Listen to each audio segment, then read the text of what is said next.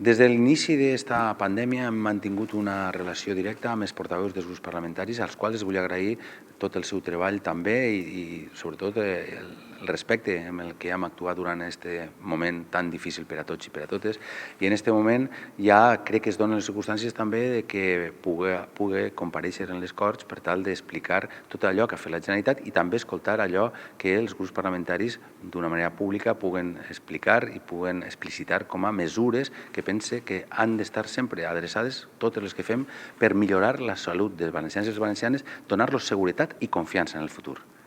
Això és el que també volem fer i en aquest sentit vull anunciar-los que avui arribarà el 10è avió que hem contractat directament amb material xinès, que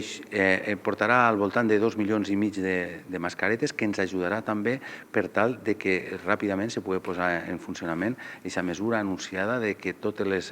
les persones majors de